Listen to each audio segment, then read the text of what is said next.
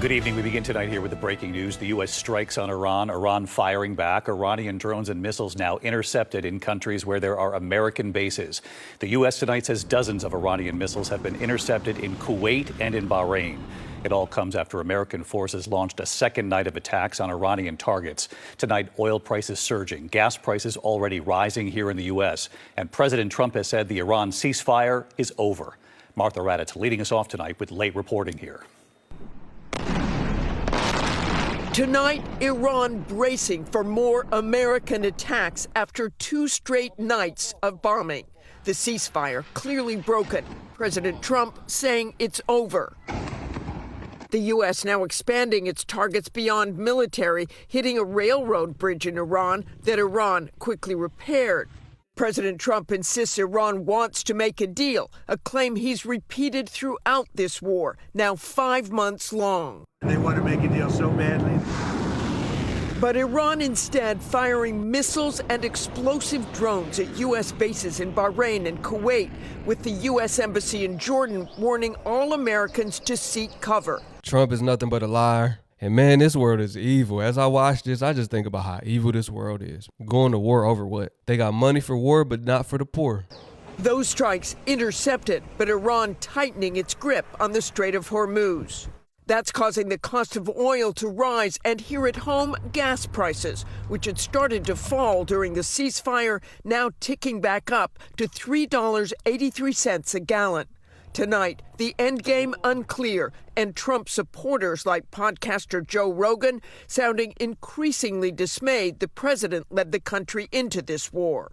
Most people are horrified by the idea because Trump was elected. One of the pillars that he stood for, apparently, was that he doesn't want any more wars. David, it was just 3 weeks ago that President Trump was celebrating the deal that would open the strait and start to bring gas prices down. But tonight, not only are gas prices rising again, the fear of all-out war is rising as well.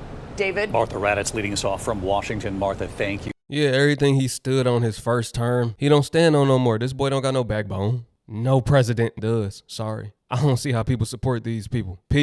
I don't even know if they're human. We all know what they truly are. I ain't even got to say it on the channel. We gonna keep it YouTube friendly. Let's keep it going though, man. This is what's going on. This is the current update. Of course, the peace deal was broken as always. I don't even know if there was a deal for real. It's hard to believe what comes out of Trump's mouth. Plenty of times you said they want to make a deal. Iran said, nah, we don't want to make a deal. And we not backing down. I just filled up my car and I'm kind of like shell shocked. I have a 20-gallon car, and I just used the cheap shit, like the 85. $91.59. How are people going to make it? What?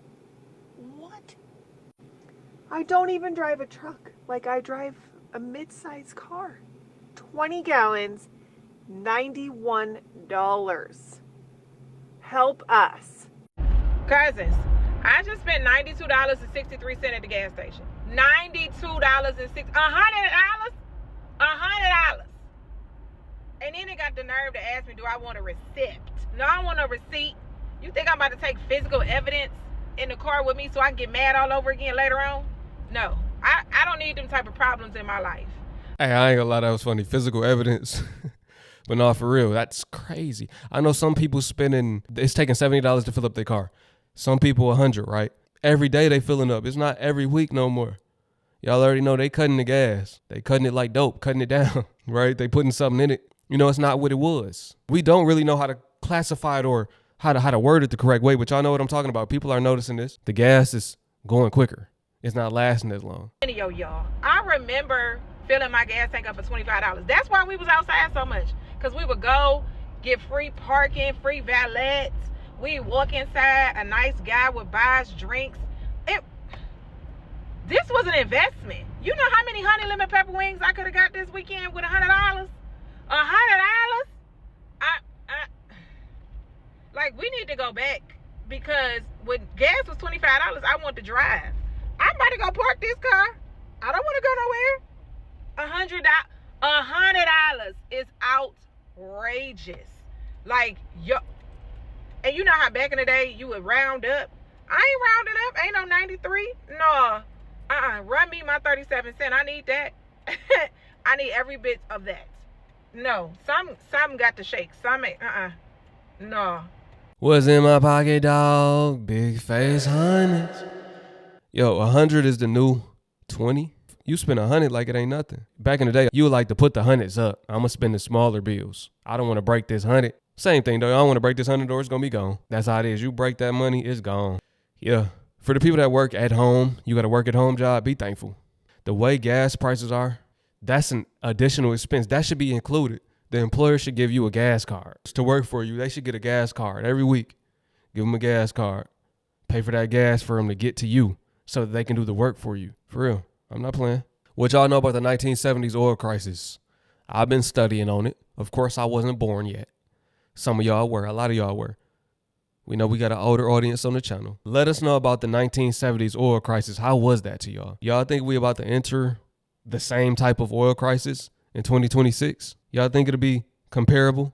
Are we about to repeat the 1970s oil crisis? Because right now, oil prices are surging because of the situation with Iran and the shipping disruption in the Strait of Hormuz. Because around 20% of the world's oil supply passes through that tiny strait of water. The last time something like this happened at a large scale was the 1970s oil crisis. Back then, geopolitical tension caused oil prices to skyrocket. Inflation exploded, and the global economy went through years of volatility. And do you know what happened to gold through that period?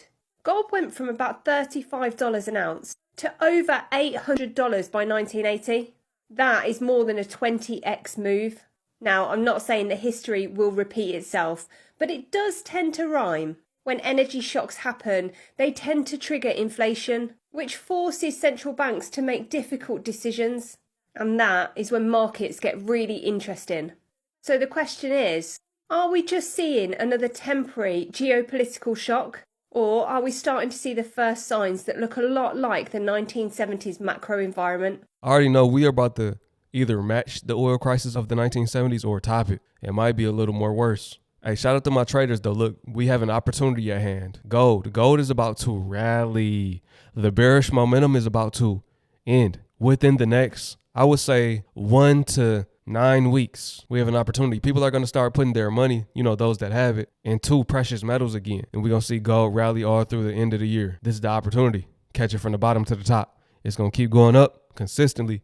It's going to retrace, then keep going up.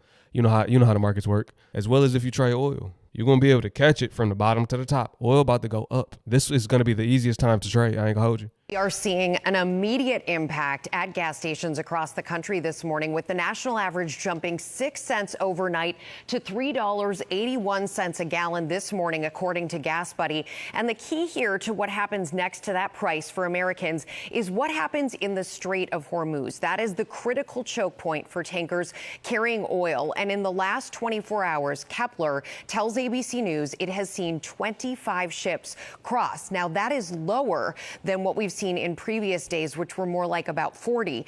Even a limited disruption here in the Strait can have an outsized impact on the pricing, on freight costs, and on the market price for oil, Robin. This is really a whiplash for consumers, isn't it? It is a whiplash for consumers, and it's just as prices were coming down, just as people are planning their summer vacations and holidays. I notice they always do this during the summer months. I remember time after time, the summer months. As a child, the gas would be up right as we were getting ready to go on vacation. We didn't do no flying.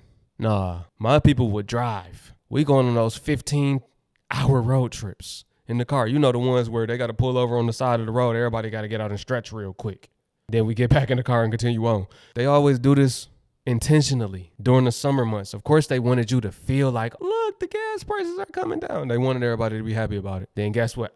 Gotcha. We had to steal that happiness from y'all. Y'all know we weren't going to let it play out like that. Y'all should have knew us better than that. These are evil, sick people we're talking about now. Some people really be caught up in it. The gas is coming down. And I've seen some people saying that if we only have 4 weeks left of oil, why come the gas is coming down? That's what they want you to think, dummy. My bad. Deceived one. That might be better. More respectful. It's summer now. I've been talking about this all fall, all spring. We in summer now. And it's playing out just like it's been said on this channel. Look, if you haven't subscribed yet, go ahead and subscribe. Y'all can get the latest updates. YT ain't been wrong yet. That discernment strong. Hey, I appreciate y'all for tuning in. Once again, y'all let me know what y'all think about this video. What y'all think about the upcoming increase in gas prices. Drop it in the comment section below. I love y'all. Peace to my Hebrew fam. Shalom.